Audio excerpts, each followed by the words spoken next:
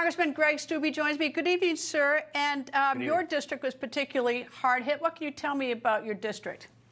Yeah, that video you were just showing of St. Armand Circle is in my district, and St. Armand Circle is still underwater. They have the North Bridge in Siesta, the South Bridge in Siesta still cut down. They're only letting people go through if they can show ID of the fact that they live on the Key. Lombo Key still, part of Lombo Key still underwater.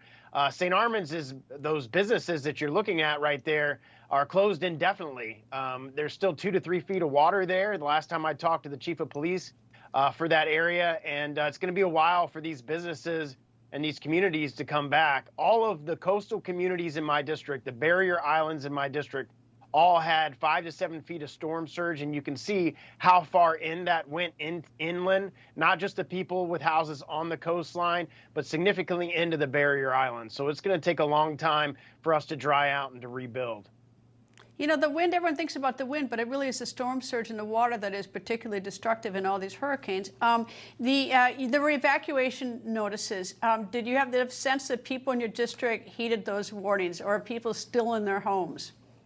You know, that's the challenge with these storms when people look at the cone and they see that the cone's not coming to them. And even though there's evacuation orders of these barrier islands, people think, oh, it's not coming to me. It's not going to be that bad. But we still had 5 to 7 feet of storm surge. So there were people that got trapped in their house and they had 2 to 3 feet of water in their house and had to call emergency operations to get evacuated, because they were stuck now in a flooded home. So that's the challenge in Florida.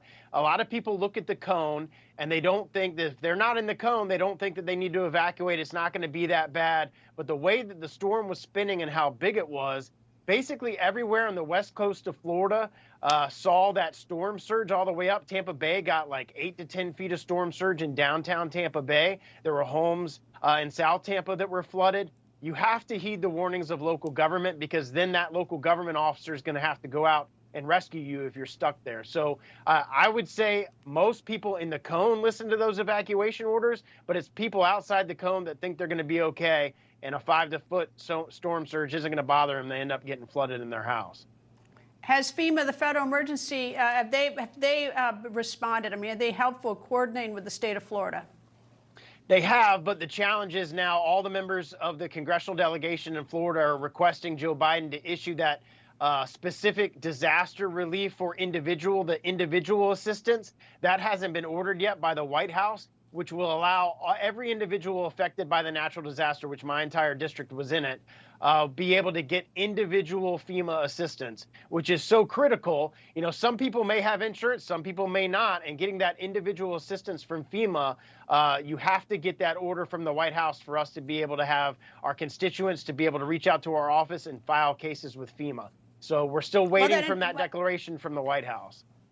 Well, just in general, hurricane flood insurance is the cost of it is almost prohibitive in Florida. I mean, that's why a lot of people don't have it. But and the insurance companies don't want to cut the rates, because look at what they have to pay for.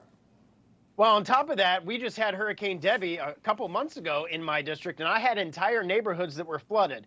Those neighborhoods that were flooded were not in a flood zone, so 98% of the people that lived there didn't have flood insurance. So now they're stuck with a situation where they weren't in a flood zone, but their house flooded and can't recoup through insurance. So those people need individual assistance. We were able to get that from Hurricane Debbie. We're asking the White House to do that now. Florida Congressman Greg Steube, thank you, sir, and good luck in your district. Thank you, sir. Thank you.